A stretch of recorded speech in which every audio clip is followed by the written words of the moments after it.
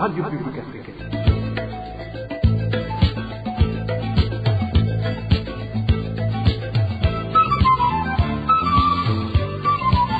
Radio Publique Africaine.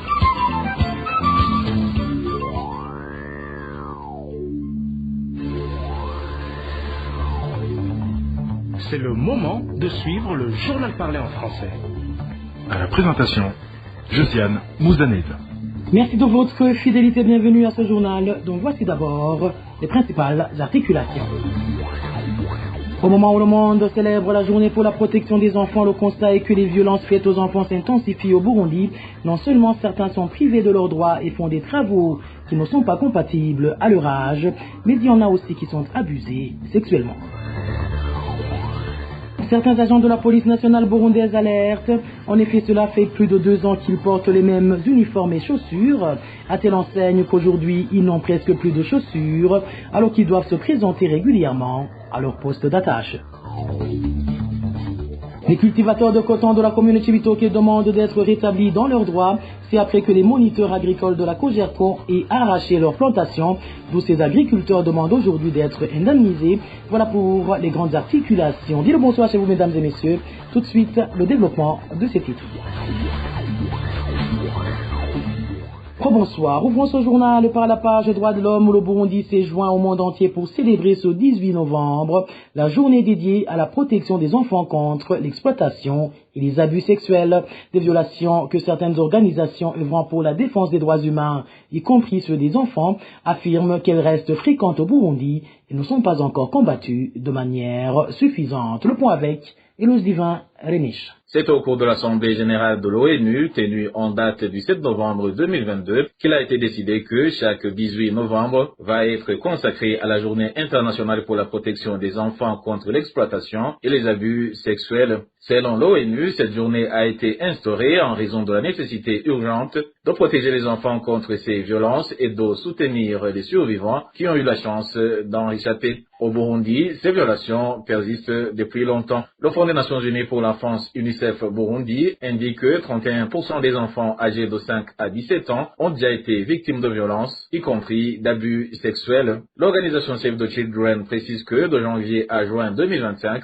elle a enregistré 172 enfants victimes de violences sexuelles, un chiffre en forte augmentation par rapport aux années précédentes. Cette ONG britannique rapporte une hausse de 249% et souligne que cette augmentation est fortement liée aux cas enregistrés chez les enfants réfugiés congolais vivant au Burundi, eux aussi touchés par ces violences. D'autres chiffres proviennent de l'organisation burundaise qui milite pour la protection des droits de la personne humaine, la Ligue ITK, dans son rapport thématique sur les violences basées sur le genre observées au Burundi durant la période de janvier au 31 août 2025. Elle a affirmé que 110 filles ont été violées dans le pays selon les enquêtes qu'elle a menées. Lors d'une réunion organisée en 2024 avec les acteurs impliqués dans la protection de l'enfance, des obstacles majeurs pour la protection, des obstacles majeurs pour la protection des enfants contre l'exploitation et les abus sexuels ont été identifiés. Il s'agit entre autres de l'impunité des auteurs, de la résolution à l'amiable de nombreux cas entre les auteurs des violations et les familles des victimes au lieu d'un recours à la justice, ainsi que le manque de structures spécialisées pour l'accompagnement des enfants victimes, tant sur le plan médical que psychologique. Éloge Divin Rémiche, ce constat est également fait par certains citoyens de différentes régions du pays qui citent notamment comme violence faites aux enfants des cas de viol, de travaux pénibles imposés aux enfants ainsi que d'autres formes de maltraitance. Écoutez le témoignage de quelques-uns de ces citoyens recueillis par la RPA. Les violences faites aux enfants touchent principalement les filles, notamment à travers le viol. Par exemple, ces derniers jours, une fille de 9 ans a été violée par un homme. Cela montre que ces violences persistent malgré les campagnes de sensibilisation et les conseils prodigués par certaines organisations. De plus, on observe une augmentation du nombre d'enfants en situation de rue, en particulier dans les villes d'Ongozi, Kayanza et Kirundo, ce qui constitue également un indicateur de ces violences. Par ailleurs, des violences basées sur le genre restent fréquentes, notamment la discrimination liée à l'accès aux biens familiaux, où certaines femmes se voient refuser leurs droits face à leur mari. C'est un problème toujours d'actualité. les violences faites aux enfants persistent aujourd'hui, que ce soit dans les ménages, dans les entreprises, un peu partout. Parce qu'on observe les enfants qui sont maltraités dans les familles par leurs parents ou bien leurs proches qui manquent de quoi manger. Les premières nécessités, donc, les soins médicaux, le droit à l'éducation. On observe aussi les employeurs qui recrutent des enfants ou bien exécutent les enfants les travaux lourds. Il y a aussi les viols contre les enfants. Quelquefois, dans les ménages, ou bien dans l'entourage. Aussi, il y a aussi les pratiques sexuelles qui sont faites contre les enfants. Donc, cette journée arrive quand ces violences persistent aujourd'hui contre les enfants. Dans notre pays, les violences faites aux enfants sont encore très présentes, notamment celles liées aux gens travaillant dans le secteur de la santé. Nous recevons de nombreux cas d'enfants victimes de viols perpétrés par des hommes. Ce qui est particulièrement préoccupant, c'est que certaines autorités locales tentent d'étouffer ces affaires, ce qui empêche que les auteurs soient punis. Dans plusieurs cas, les violeurs sont des membres des Imbonerakure, souvent protégés et intouchables. Par ailleurs, certaines familles maltraitent également leurs propres enfants. Nous demandons instamment au gouvernement de prendre toutes les mesures nécessaires pour faire cesser ces violences. Droits de l'homme toujours, les mauvaises conditions de détention dans plusieurs prisons du pays vont à l'encontre des lois burundaises ainsi que des conventions internationales relatives aux droits humains et aux droits des personnes incarcérées auxquelles le Burundi a souscrit. C'est ce qu'a dénoncé ce mardi l'Action chrétienne pour l'abolition de la torture, ACAT Burundi en sigle. Après les témoignages des détenus de la prison centrale de Muramvya, ces derniers font savoir qu'ils rencontrent actuellement de sérieuses difficultés liées au logement et alimentation, conséquence d'une surpopulation carcérale devenue alarmante dans cet établissement carcéral, et l'ACAT Burundi d'appeler les autorités compétentes à faire preuve de volonté en libérant tous les détenus pouvant légalement bénéficier de mesures de remise en liberté afin de réduire le nombre excessif de prisonniers dans les différentes prisons du pays. Suivez Anita Gatelesi, elle est la coordinatrice des programmes au sein de l'ACAT Burundi. L'Action des chrétiens pour l'abolition de la torture, ACAT Burundi, déplore un niveau de surpeuplement critique qui prévaut dans certains établissements pénitentiaires burundais. Là, on évoque la situation qui prévaut dans la prison de Mpimba et de Muramvya. Cela révèle deux conditions matérielles extrêmement dégradées par l'absence de lits suffisants, où on observe qu'il y a de nombreux détenus qui dorment même au sol. Cette situation viole le droit interne burundais ainsi que les engagements internationaux pris en matière de respect des droits humains d'une façon générale, mais aussi d'une façon particulière pour les personnes privées de liberté.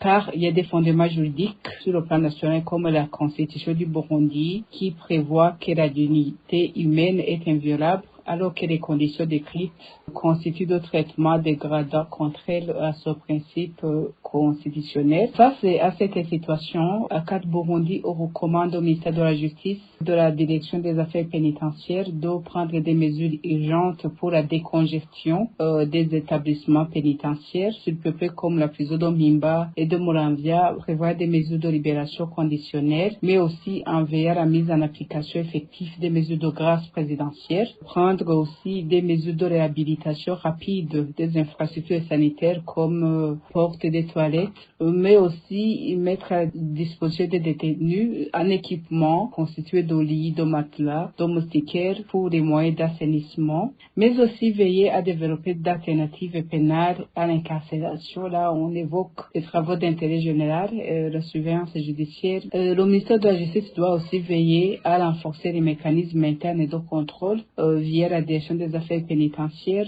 mais aussi à organiser des inspections régulières pour s'assurer améliorer des conditions de détention des prisonniers. C'était Anita Gateritse, coordinatrice de la CAT Burundi. Je vous le disais en titre, certains agents de la police burundaise se lamentent suite à la non-distribution des tenues et des bottes de service, et ce depuis plus de 2 ans. Ils expliquent qu'ils portent des tenues et des bottes usées, ce qui entrave leur travail quotidien vu qu'ils se retrouvent à travailler dans de mauvaises conditions. Suivez plutôt un des éléments de la police burundaise qui s'est confié à la rédaction de la RPA.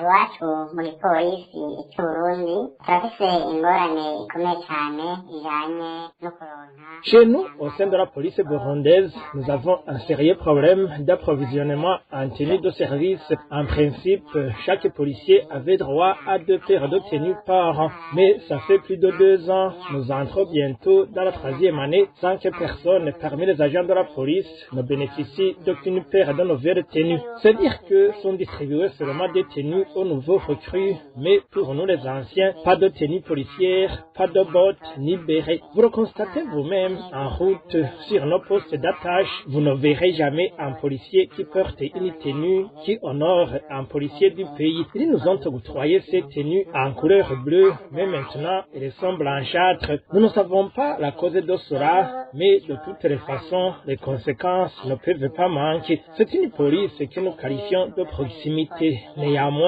des passants se moquent de nous. Pour les bottes, on dirait qu'il y a un léger mieux, car on peut approcher nos confrères militaires par clémence. Il y a quelqu'un qui peut en faire cadeau ou bien négocier et les acheter avec ton propre argent. Cependant, cette astuce n'est pas possible pour les uniformes, car les nôtres ne ressemblent pas à celles des militaires. L'organe pour lequel nous travaillons est souvent cité dans différents crimes, corruption et autres. C'est encore pire si ça se mélange avec le manque d'uniformes de service.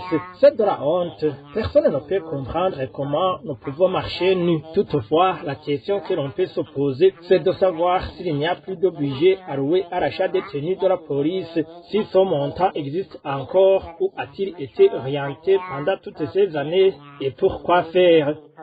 Twashaka kubaza mbega ayo mahera yoba atategekanijwe hamwe naho yoba yarategekanijwe iyo myaka yose yoba yagiye hehe yakoze ibiki.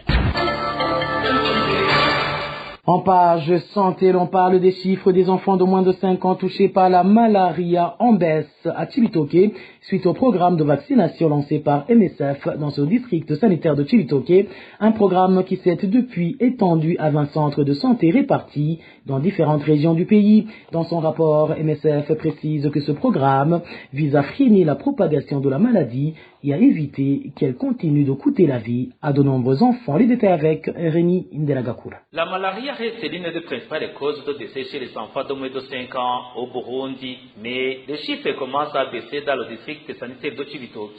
Selon Médecins Sans Frontières, cette baisse il y a un programme lancé il y a un an combinant vaccination, distribution de médicaments préventifs et moustiquaires imprégnés d'insecticides. Le programme est désormais étendu à 20 districts sanitaires. Au cours de 3 derniers mois de l'année dernière, 490 enfants se sont rendus à l'hôpital pour faire la consultation pour la malaria, contre 293 pour la même période de cette année. Le nombre de consultations a également diminué de 23%, passant de 11 710 à 9 046 au cours de 3 derniers mois, selon un communiqué de l'MSF publié le 12 de ce mois. Les facteurs favorisant l'apparition de la malaria au Burundi sont multiples, notamment des changements climatiques, l'environnement et des conditions de vie précaires. L'objectif du programme est de montrer au gouvernement burundais et à la communauté internationale comment prévenir cette maladie qui continue de coûter la vie à de nombreux enfants de moins de 5 ans. Merci à toi Rémi Ndelagakura. Toujours dans la même rubrique, certains agents ayant participé en juin 2024 à la campagne de vaccination contre la rougeole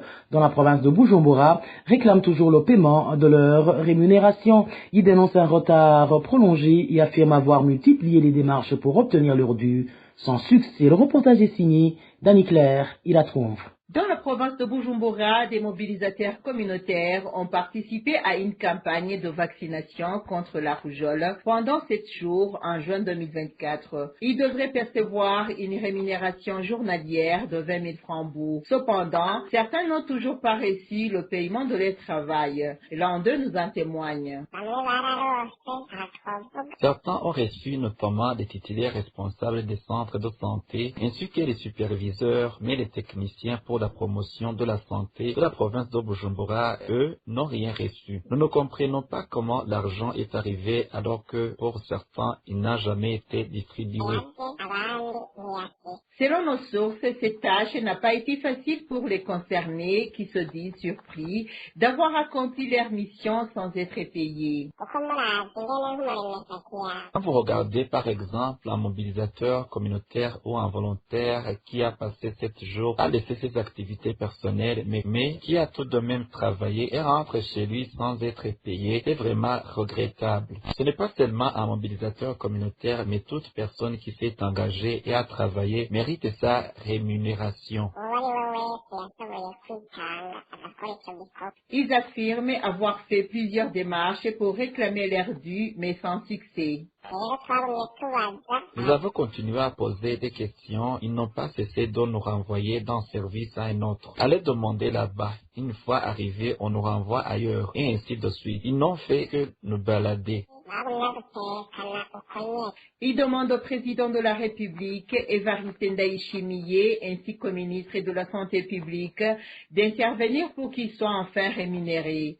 Contactés par la RPA, les responsables du programme élargi de vaccination PEV ont reconnu ne pas encore avoir été informés de cette situation. Ils ont néanmoins promis de suivre de près le dossier. Danny Claire, Ilatkoum va rester en province Bujumbura pour vous parler cette fois-ci des grognes de certains agriculteurs de la zone Rukana Community Bitoke, membres des coopératives agricoles qui réclament des indemnisations pour leurs champs de maïs détruits sur ordre des agronomes de la Cogerco. Bien que les responsables de cette destruction méchante aient déjà été appréhendés, ces agriculteurs demandent à la Cogerco de les rétablir dans leurs droits. Innocent Valentin Singilangabo nous en dit plus.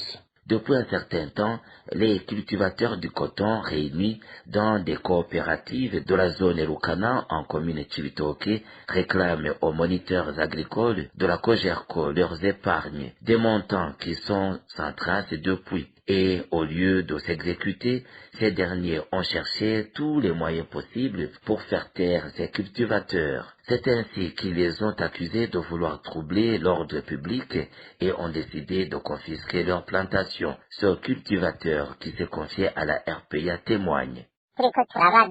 On nous disait que cet argent épargné nous servira à agrandir notre projet. Et comme il n'y avait aucune trace de ces montants dans des comptes bancaires, ça nous a inquiétés et on leur a alors demandé des éclaircissements. Mais au lieu de ça, ils nous ont taxés d'insurgés et ont pris la décision de nous confisquer nos champs de culture afin de nous faire taire et nous empêcher de réclamer notre dû. Une fois nos champs confisqués, on a porté l'affaire auprès des autorités qui nous ont rétablis dans nos droits. Mais comme ce n'était pas la bonne saison pour la culture du coton, on a planté du maïs en attendant, ce qui a frustré ces moniteurs jusqu'à s'adonner à la destruction méchante des plantations de maïs, comme en témoigne toujours notre source à Chibitoke. Une fois au courant de la situation, l'administration locale, que ce soit au niveau zonal ou communal, nous a donné le feu vert pour poursuivre nos activités. Nous avons alors été surpris hier quand des gens nous ont alertés disant que les moniteurs étaient en train d'arracher nos plants de maïs. Ces moniteurs en question sont au nombre de 3. Il s'agit des prénommés Claver et Gabriel, ainsi qu'un autre connu sous le sobriquet de Mwarabu. Tous les 3 ont été appréhendés par la police, puis remis à l'officier de la police judiciaire. Néanmoins, les cultivateurs lésés exigent d'être indemnisés pour toutes les pertes causées par ces moniteurs agricoles de la Cogerco. À ce propos, la rédaction de la RPA n'a pas encore pu joindre Vestine Nyandoui, directrice générale de la Cogerco, pour de plus amples éclaircissements. Et voilà, amis fidèles de la RPA, c'est sur ce reportage de mon confrère Innocent Valentin Singilangabo que prend fin le journal en français de ce mardi 18 novembre 2025. Merci pour votre aimable écoute. Merci également aux équipes rédactionnelles et techniques pour leur franche et parfaite collaboration. À la présentation de ce journal, vous étiez avec Josiane Mozaneza. Bonne soirée à toutes et à tous. Au revoir.